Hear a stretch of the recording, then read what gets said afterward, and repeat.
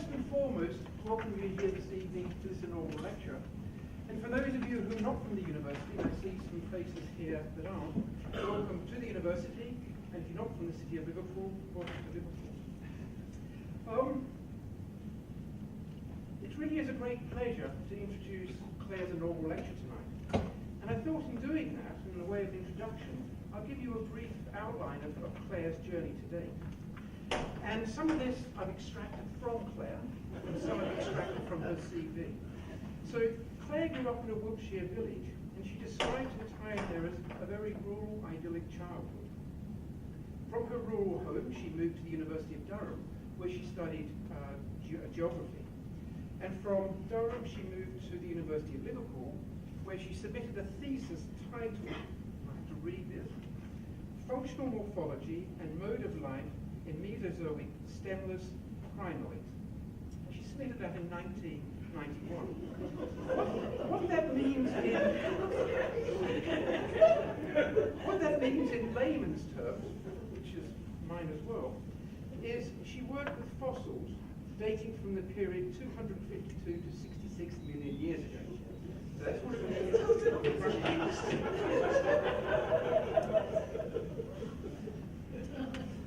So following completion of her PhD, Clare joined LJNU in 1991 as a lecturer in geology in the Faculty of Science.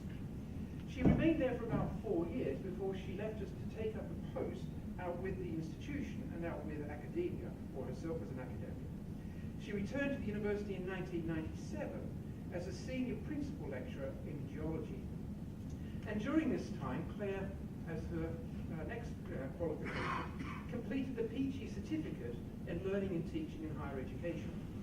And it was with some pleasure that I note that Clare, of course, is leading that course now. I'm sure it's a far better course than you did back then. Following a period of 12 years in the faculty, Clare commenced her journey to the dark side. So sequentially, she became head of learning and teaching in the learning development unit, head of academic practice in the academic enhancement unit, and assistant academic registrar in education and academic quality services. More recently, she was appointed as the inaugural director of the Teaching and Learning Academy. And I always like to put inaugural in there just to keep you on the toes.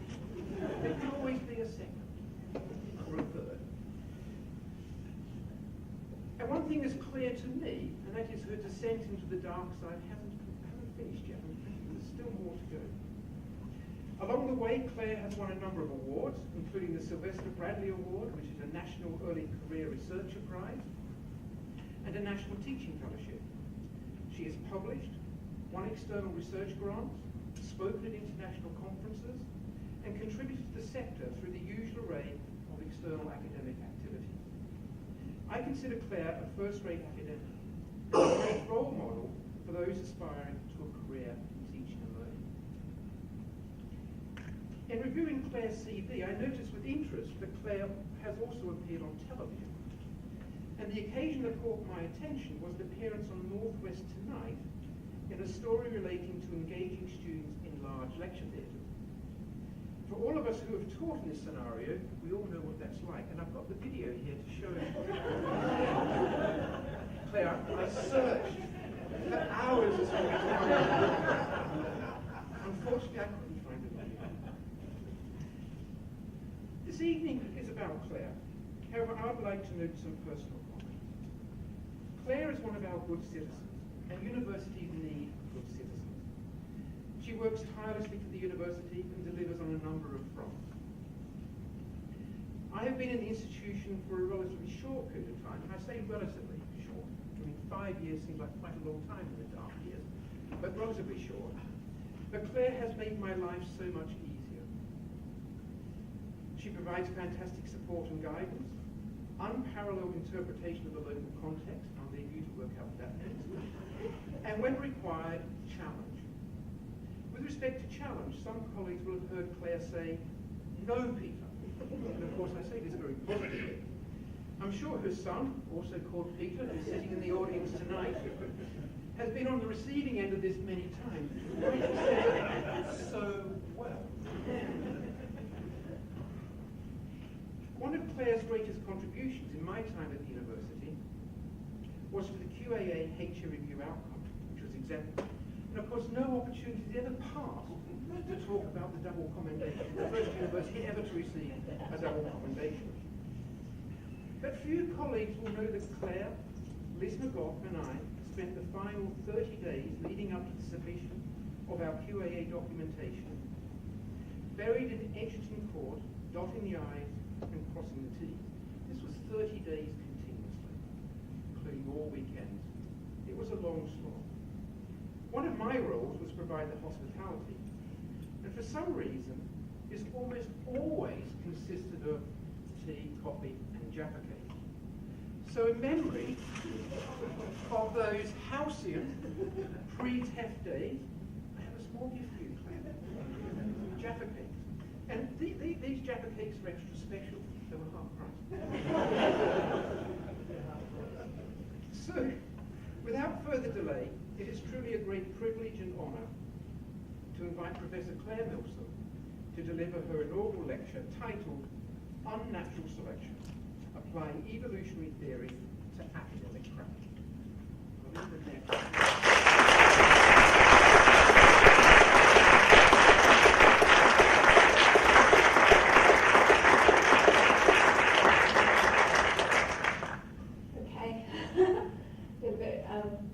It's like lost for words, and I know this is not the time to be lost for words. So here we go. So it is, can you hear me? Yes. Okay. So it is an absolute privilege to be awarded a professorship in teaching and learning. And the kind of conventional academic trajectory normally would be to work within your discipline through research and scholarship. But for me, I guess mine is kind of a game of two halves. So I did a PhD in paleontology, and then transgressed, as Peter describes it, to the dark side. I like to call it educational leadership. In order to do that, you need a kind of broader, less subject-related skill set. But my contention and my excuse, I just realised I haven't got any slides behind me, which is slightly rookie error.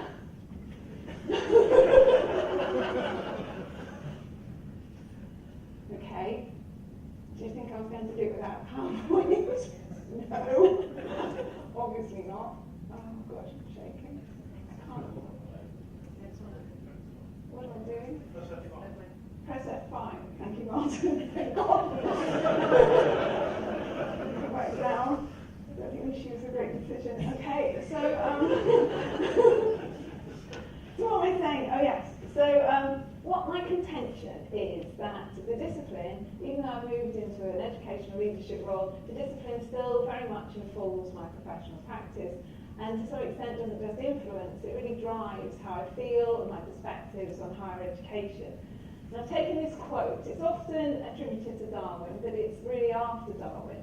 It's in a rather unusual sort of journal around petroleum management, and essentially what they're doing is they're saying that evolutionary theory applies to any situation where you're faced with anything around competition and adaptive change. And I think that is very relevant for higher education, particularly at this time where we're seeing unprecedented changes and the competition that's occurred across the sector. So I think this does really resonate, and it influences my own perspective. So, as Peter said, I had a very idyllic childhood. For as long as I can remember, I have absolutely loved rocks and fossils. I spent my early years pretty much looking through sort of the ploughed fields around where I lived, and I was really excited if I found a flint nodule. And I can absolutely remember what it was like to find my first fossil, and have these such clear memories of this kind of this very beautiful chalk downland, this kind of undulating landscape, this fluvial glacial landscape, which held, such delights in terms of paleontology. My other rich collecting ground was really attributed to the very kind of aspirational landscaping of the 70s, where most of my friends, my parents, had gravel driveways. And these really were my first collecting sites, and I would spend hours just going through the gravel, and I can remember what it felt like to find, Charlie, what it like to find little stones that I knew had some sort of form and therefore were going to be sort of fossil related. So, and my dad would take us down to Dorset in his Morris Marina, and we would collect ammonites. My first, real fossils in situ. We would collect them, we put them into these kind of tea time biscuit tins and take them back home. So really, it was just the most adorable sort of childhood. But sort of another equally unfashionable, I suppose, delight I had was in collecting these fossil lithographs. My parents at that time would go to lots of antique shops, and I would spend all the time I had just going through all the prints, just in the expectation and hope that there would be something paleontological. So, I moved from a very rural, tiny little primary school into a very typically 1970s, 1980s, incredibly large, fiercely unaspirational, comprehensive school, where I don't remember anybody mentioning anything to me at all about university. But I knew I wanted to study, and I knew I wanted to carry on, but I had no idea what I was going to do. For some terrible time, I thought I might have to do chemistry. I did A-level chemistry. My God, I'm going to have to do chemistry. And then just fortuitously, a friend of my parents just asked really naturally, he just said, Clare, you could do geology at university. And I remember being absolutely astonished that you could do geology at university. Nobody at school had mentioned that to me. And I would say at school, school was quite a difficult time, collecting fossils. I was in that brutally unloved group of girls, the clever girls. So there was a sense that perhaps somebody could have mentioned that to me, but no. But very, very excited I could go to do geology at university, and I went to Durham, and I pretty much went to Durham because it looked so pretty in the snow on the cover of the prospectus. That was pretty much my rationale, and I thought it was somewhere around Birmingham, but I had no idea how far away it was, and all those sorts of issues, but I had the most wonderful time in Durham, and at that time, completely unbeknownst to me, Durham was renowned for structural geology, not for paleontology, but for structural geology, and the head of department was John Dewey, and he'd authored this absolutely seminal paper, and my geology colleagues will know this one. It was plate tectonics and the geology of the history of the geology of the British Isles. And essentially, plate tectonics are to geology what evolution is to biology. It's an absolutely founding theory. And John Dewey was just exceptional. He is probably one of the most influential geologists, or he will be known as one of the most influential geologists in the 21st century. He'd won the Wollaston Medal, he'd won the Penrose Medals, but for me, for my 18-year-old self, I knew nothing about John Dewey. All I knew was that he was the best lecturer I had ever had. And I went and I felt that this was really, what I've been born for, sitting, listening to his lectures. And I think the point about that is that there is this kind of practice-related myth that I always dispel, that really decorated, esteemed professors are somehow terrible teachers. And we know that that really is not the case. That absolutely is not the case. It's almost like their work is too rarefied or they're too important to share with these graduates. But that for me in this situation was mostly not true. And all you really need to be an excellent higher education lecturer is to know your subject and to really like your students. And that John Dewey met both of those criteria. To hear him speak was totally exhilarating, but I think what took my breath away and what has never left me was his absolute commitment that every one of us should engage in what was essentially a very intellectual pursuit of mountain building, of mountain formation. So for me, that really, I think, has just stayed with me, but I would say that sadly not all the teaching was like that. In fact, there was a lot in stark contrast, and probably against all the odds and the paleontology teaching that I had, I still stayed true to my first love, which was paleontology. And I went on to do a PhD, as Peter's described. And in the summer before, I went to start my PhD, still as an undergraduate. In the summer before I went on to do my PhD, I worked at the Natural History Museum. And I was trying to remember how I came to work at the Natural History Museum. And I think what I did as like sort of confident undergraduate, so I just wrote to loads of museums and said, would you like someone to come and work for you? And everyone ignored me. except the Natural History Museum. It was kind of astonishing piece of luck. And at the Natural History Museum, I met a fellow intern and my lifelong friend and collaborator, Sue Rigby. So we were both there. She's now Vice Chancellor, not too shabby for a paleontologist. And our substantive task was to, if you can see up here, this was the rocks and fossils of the British Isles. And our summer job was to clean every cabinet of rocks and fossils of the British Isles. Like tens of thousands, and each drawer, each cabinet had these trays, and we had to take out every single specimen, dust it, hoover the teeny weeny box, hoover the cabinet, and put it back. And I guess it could have gone either way. But the truth was, I absolutely loved it. I think I've never been truly happier than that. And we would talk, me and my friend Sue, and I loved doing this, and I love my friend Sue. And we would talk about how one day we would write just how difficult it was to do paleontology at university. And I think what they do at university is they want to stamp all the nice stuff out of you. They want to check you're a proper paleontologist. So they strip all that down. You never hear about dinosaurs, nothing nice. They just strip it all away. They make it really complicated. They make you learn loads of invertebrate fossils. And we talked about how we would write this definitive textbook, either as academics or amateurs, but we would write a book that was sufficiently intellectually challenging, but that would also celebrate paleontology, a book that would kind of implore you to turn the page, urge you to turn the page, not force you to go through taxonomy after taxonomy. And in 2010, we finally did it. We published Fossils at France. My husband uses it with his students. It's used in sixth form colleges. It is, if you do geology, it is the textbook. It's now in its third edition. It's been translated. And I think that I do feel, was this sort of great collaboration that kind of started out in the Natural History Museum. And as well as the fossils, we were also allowed to go into these libraries, these really super special libraries. We weren't allowed to touch anything or take the books, but you were allowed to look at the photocopies. And we would sit there and we would look at these photocopies, and this is from the Philosophica Botanica, and I absolutely love this quote. I love everything about this quote, and I think it really resonates with how I feel about paleontology and how I feel about my current practice. And the quote is that these stones, it's talking of fossils obviously, whisper in the midst of general silence. And I love the verb. I love the verb that they whisper. Fossils are quite a sort of, they're not extrovert. They're actually quite suggestive. They're not providers at home with them. They don't shout, they suggest, they infer. And the skill of the interpretation in paleontology lies in the context, and it lies in the knowledge of the interpreter. And I think that is a really, really strong message about data. And that is how I feel about data. I'm sorry, Peter, I do not believe in hard metrics. I don't believe in RAG reports, and I don't believe in league tables.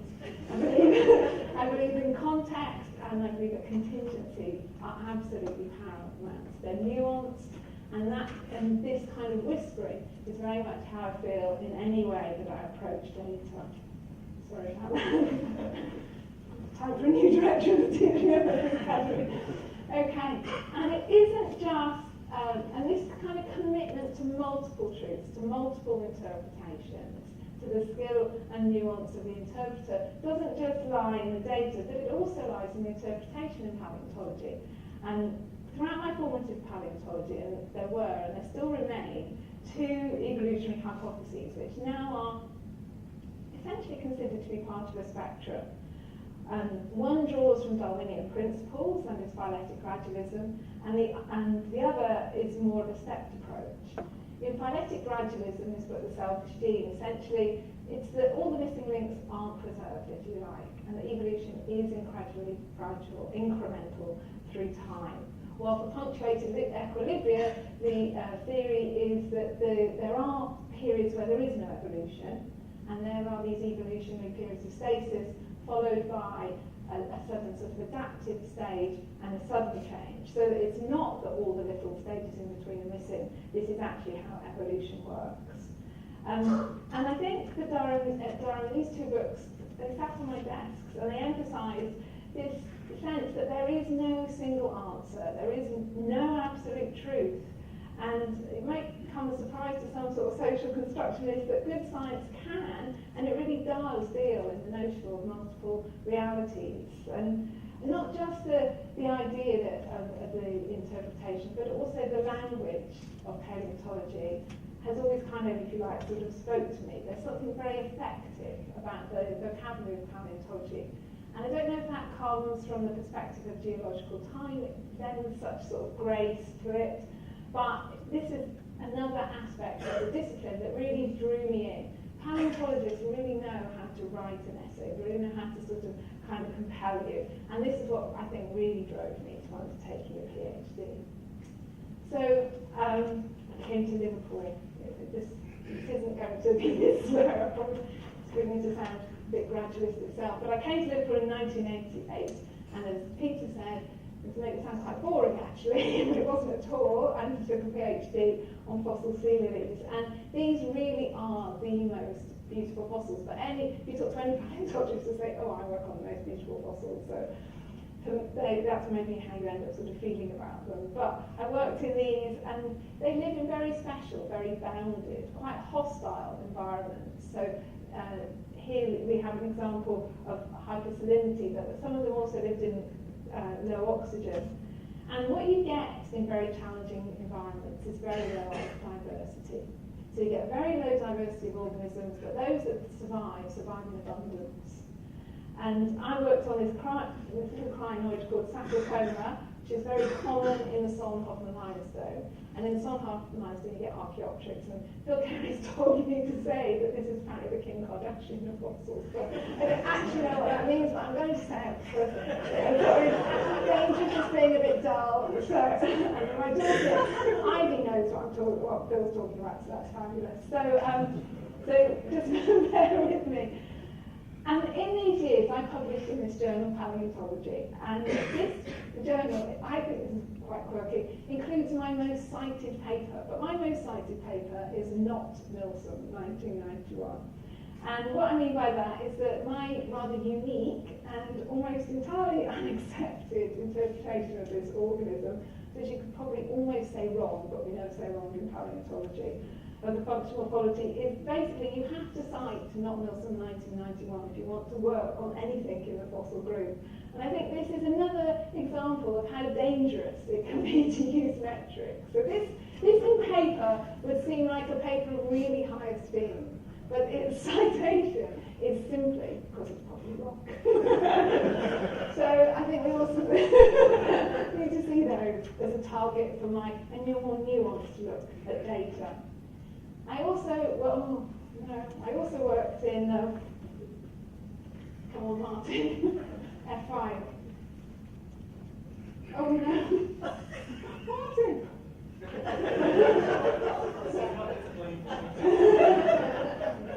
I also worked on this really beautiful crinoid, more elegant crinoid, which Phil tells me is cutting to nerve. So now the time on his hands looking at my slides. This species really sustained me through my early career, and this really probably was my best kind of paleontology days. We got a grant from the National Geographic, which was fantastic, which not only meant that we had the money to travel, but we had the access for publication, so it was just the most perfect combination. And I travelled through Kansas and Colorado, where we collected museum quality specimens, and this really was what my 9-year-old self thought might be in store for me. And this was probably 2 great summers, and we got the cover of Geotimes, we had articles in Paleots, we had articles in National Geographic, and we got to visit all the really significant museums. And I think beyond any paleontology benchmark, that really sort of drew everything together for me. So these fossils lived, generally these that I was looking at, they were organisms that lived in really quite restricted settings. They lived in quite hostile settings, and they've become really well adapted to living in those environments, but almost to the exclusion of anything else. And so it's a very sort of particular and a very kind of special setting. And organisms that thrived in this environment either became extinct or they didn't change. So your options of success in this kind of environment is either to live as a living fossil, you can see the modern day horseshoe crab followed by fossil limulus, or to become extinct. And those are really the options of living in this very bounded, hostile stable setting. Alongside, my friend Sue and I had got really into zooplankton.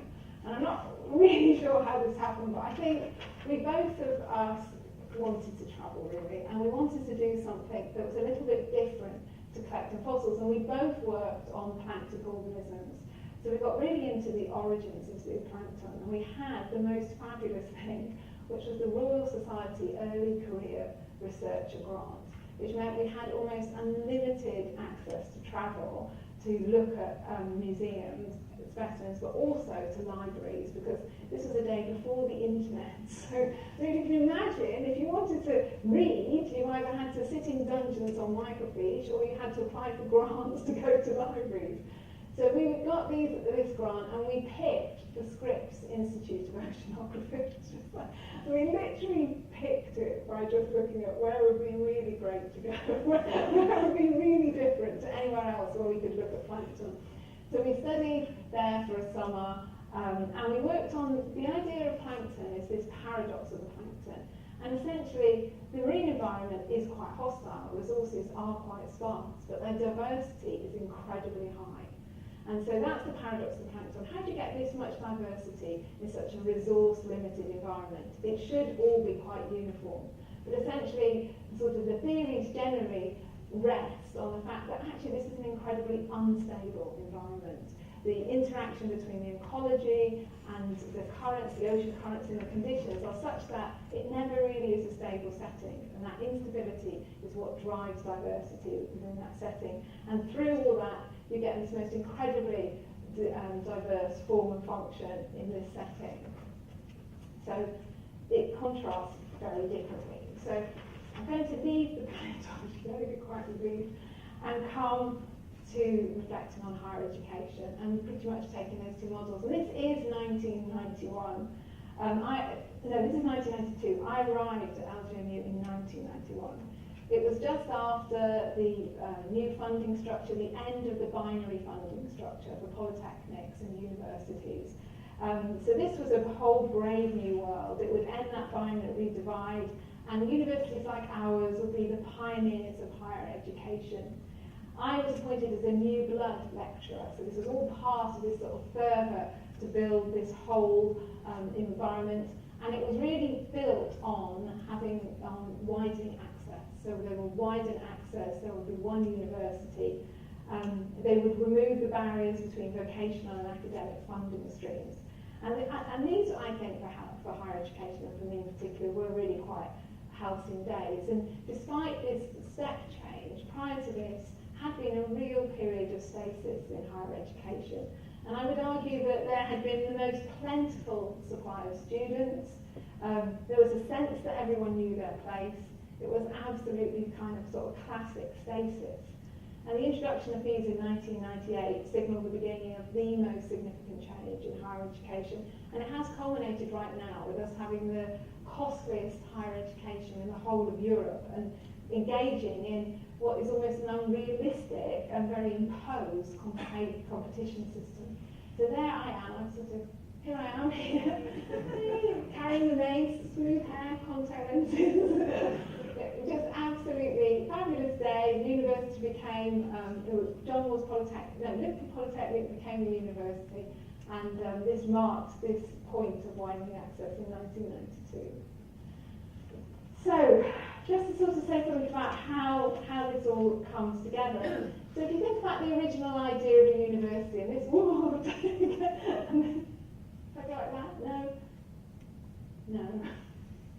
Okay. No quick type. Okay. So the original idea of a university is here. Okay. The original idea of a university, and what had persisted for hundreds of years, was this notion of a kind of sense of social good and social responsibility. The sense that universities had a higher purpose. They were more noble, they were defenders of the truth, and they were existing to build a liberal society in a better world. So Newman, 1852, talks about the idea of the university is that it's the education that gives man a clear, conscious view of his own opinions and judgments, the truth in developing them, an eloquence in expressing them, and a force in urging them. Absolutely perfect. This is what we want from a university. It does kind of give a sense that universities are these more benevolent custodians and slightly apart from the rest of the society. However, the post-2012 narrative makes very little reference to this learning society.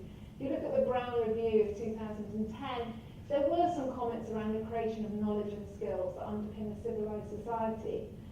But really, the current narrative is absolutely rich with the vocabulary of debt, fees, loans and investments. It's a very different narrative around higher education. And this is a very recent article which counterpoints Newman and says degrees are no longer about giving scholars a clear and conscious view of his own opinions and judgment. They are now commercial products, paid for by loans and protected by customer rights legislation. And I know that my colleagues in registry will feel that kind of strike in the heart. And that is the boundary space that I feel we live in now. But what this has done is it's led to much more competition. In the previous ecosystem, where everyone kind of knew their place, there was a sustained hierarchy, there was a permanent source of students. We're now in a much more complex, a much more partitioned environment. We're here now, instead of the binary divide, we now have civic, elitist, technical characteristics all pitched against each other in competition. And not competition just for function and purpose, but increasingly this competition looks like it might be around cost. This instability will drive diversity though. If we look at the, I don't want to say if you look at the zooplankton, but if you look at models of evolution, this instability will drive diversity, and those institutions that are most able to differentiate and respond to sector forces are the ones that are most likely to survive. So I think evolution will tell us that. I moved, as Peter said, into the centre in 2010, and at first the Brown Review, and those of us who remember the Brown Review, it seemed to really be redressing the teaching research nexus. I remember feeling really quite empowered by the Brown Review, sitting in the centre, looking at the narrative that was coming through. Yeah, no. I wonder if I just no. If you look at the narrative that was coming through,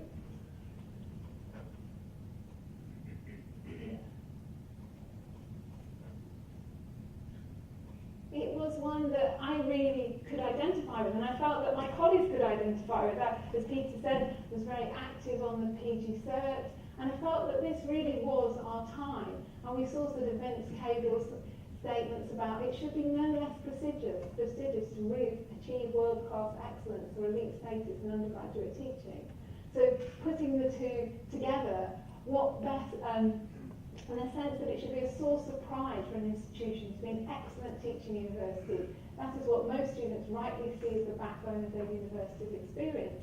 So those of us who'd had a really strong commitment to teaching and learning, I think we really felt with the Brown Review that it had prompted a call for action, a call to restate the status of teaching in higher education. We had Craig Mahoney leading the HEA. This was a very strong time. He was promising a qualification, and I remember, we set targets, very aspirational targets in the institution. As staff to have 100% HEA recognition, we started to measure who had teaching qualifications. It really did seem like we were moving forward and that we were going to put teaching and learning on a par with the esteem that was previously been reserved for research. And at that time, Graham Gibbs' seminal paper now, The Dimensions of Quality, came out. And Dimensions of Quality absolutely resonates right through now into the teaching excellence framework. And within Dimensions of Quality, he looked at what best predicts success. And the metrics that he described were like staff-student ratio, the qualification of the people who were teaching the students, and all these have started to surface in other measures or be present in league tables. But what it mostly says is what best predicts educational gains is the educational process itself. So in other words, what do students do with their resources to make the most of the students that they have? That's basically what he's saying. It's as simple as that. It's as simple as saying, if you like your students and you know your subject, you'll probably be a good teacher. If you know your students and you have processes that enable them to learn, then you'll have strong learning outcomes. Interestingly, when I was rereading this, Gibbs did a lot of work at Oxford University, and he was looking at what factors identify with a culture of teaching and what makes a positive teaching environment. And he particularly identified the geology department in Oxford as having a very strong teaching culture. And when, in all the sort of research, the focus groups and interviews, what he determined to be a key factor in determining that environment was that at interview, candidates were asked, do you like working with young people? Because they thought that was the best determinant of this person would be an effective teacher. Obviously, there's a certain quality of staff applying to be lecturers at Oxford University, but what would differentiate a candidate was, would they like working with young people? And that really sort of would resonate with me. What also I thought was quite interesting was that John Dewey, my lecturer in Durham, led the geology department at Oxford for 20 years. So there's something there probably that's resonating around leadership in teaching and learning. So in 2010, it really did have access to quite a significant amount of funding. And I think there's something about that academic side of applying for funding, and we've been reasonably successful as paleontologists, and we've sort of learned the grant landscape. And coming to the centre, absolutely driven to find out how grants would work in teaching and learning. And at that time, I was astonished to find how rich, it was. They were really golden times. There were teaching centres for teaching excellence. There was a test funding.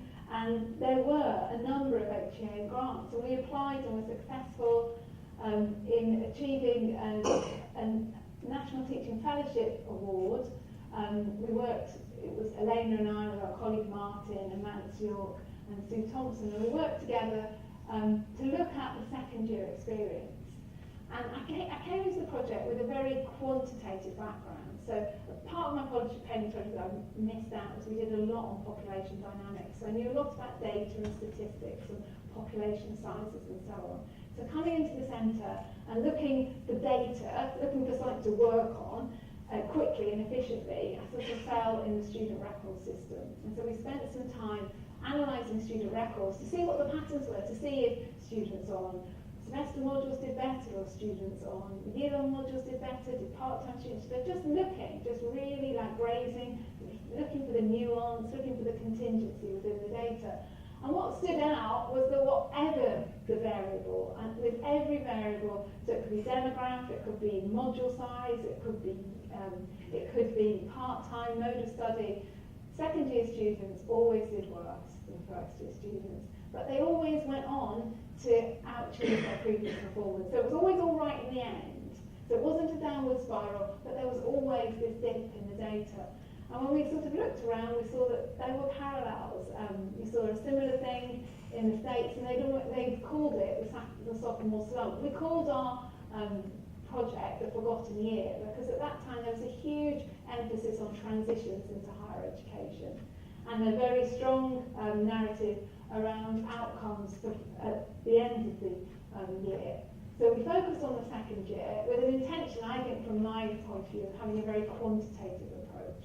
But working with Elena, we used the data from the surveys, and we really got into the narrative, we really got into the comments, and I promise this is the only concept map I'm going to share that we spent. Everyone's like, oh my god, because we spent years producing these concept maps, which I think I probably haven't done, although Elena and I at any moment will produce a concept map. But you could take millions of words, and in fact we did, I'll show you a picture, but not the concept map. You take millions of words through semantic analysis, quite a quasi-quantitative approach, and you could identify themes in the data. But in order to do that, you had to know the data really quite well.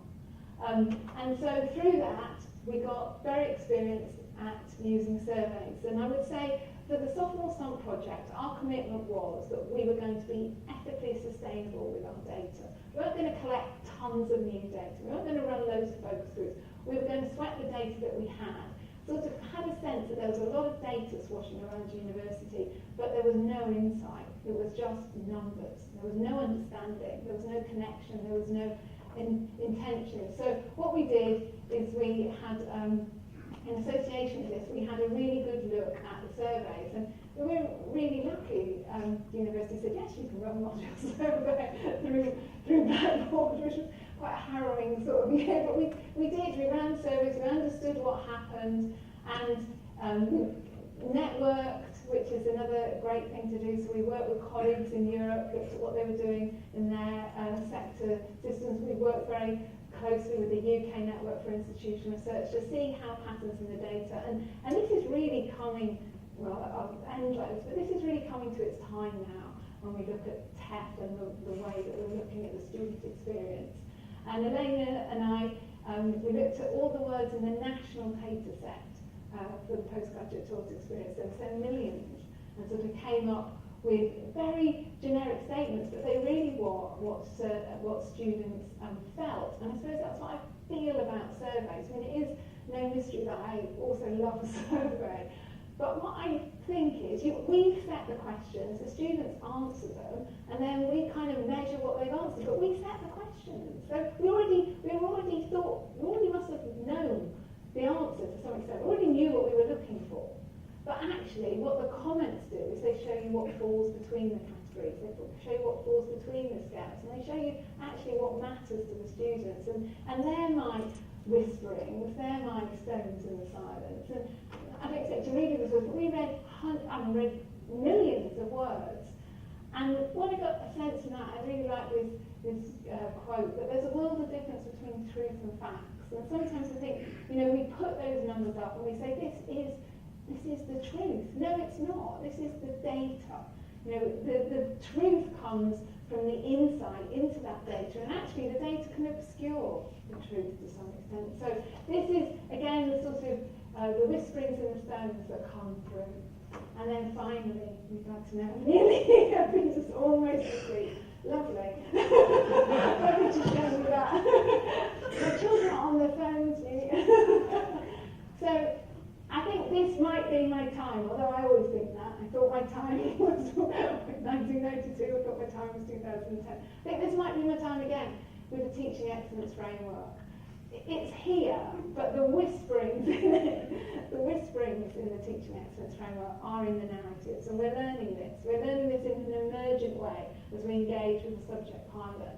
So if you look at the narrative now around the tech, and this is like the very recent narrative this month in the Times of Higher Education, this month in Walkie, if you look at what is being said now, is they're starting to use words like peer review. It sounds a little bit QAA to me. They're starting to put the student voice into it. This wasn't present in the technical consultation 2 years ago. It was this basket of metrics, is how they described it. This basket of metrics which will determine, the effectiveness of the institution. That's not what it sounds like now, 2 years on. There is a realisation that as you involve academics in the assessment, this is a far more nuanced, a far more contingent data set where context is paramount. And so we're seeing for the first time also the TEF will drive enhancement and innovation. I thought it was going to just measure stuff, but no, it seems to have much greater aspirations that will require us to understand the data in much more detail. It's setting students at engagement at its heart, when in the original consultation, students weren't involved at all. It was quite clear that institutions could write their TEF narrative and the student union didn't even need to sign it off. But now we're seeing that it's recognising students within this effective, motivated and resilient learners.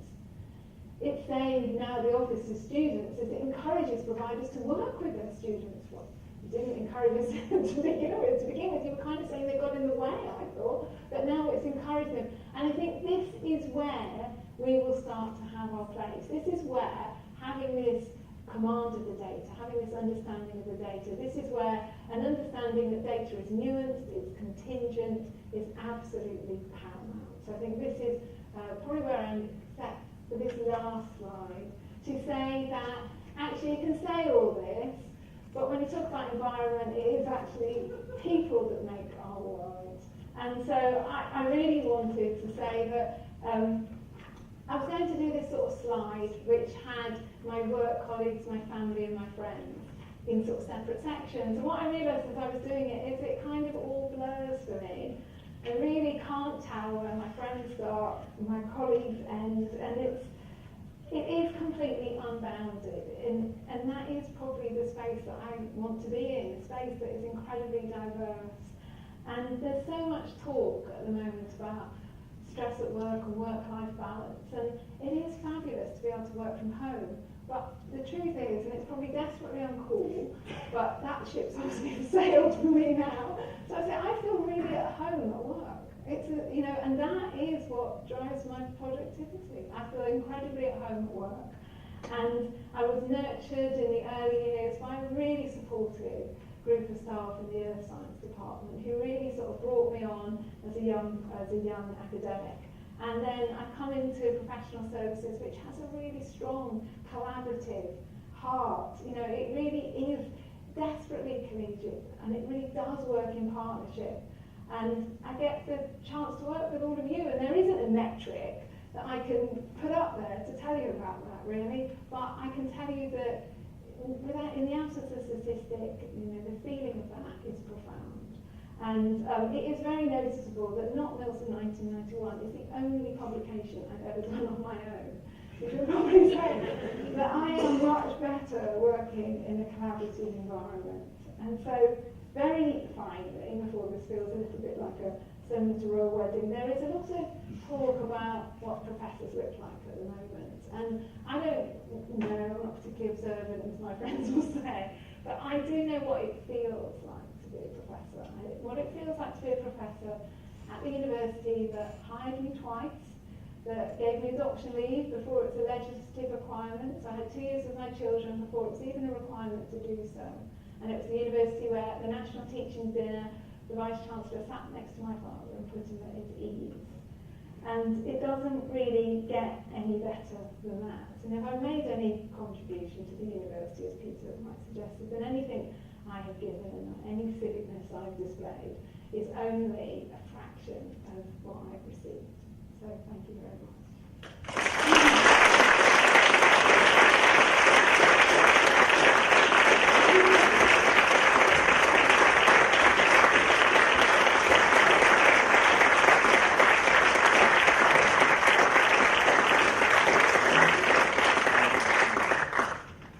Thank you, Claire, and you will note, of course, this is large in the box of Jeff.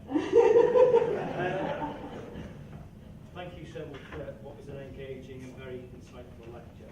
And I know that you're a little anxious. I'm with you in Edging Station today. But I think you can be justifiably proud of delivering something that is clearly engaged on your colleagues, friends and family here this evening. So once again, thank you, Clare. And it's certainly evident from your research into fossils and your deep understanding of the changing higher education landscape that's provided such an enlightened and thought-provoking lecture. I think it's probably worth referencing Clare's family who are here this evening, and Molly and Tony, welcome, and Clare's husband Maurizio, and 2 children, Ivy and Peter. I'm not one to stand between Clare and a glass of wine, so I'll be very, very short.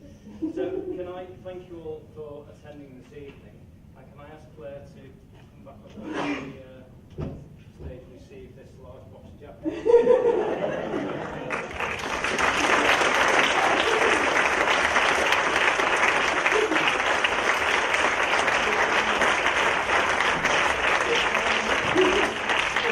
Thank you all for attending once again, and you're very welcome to come and join Clare for a glass of wine and some nibbles outside. So thank you all.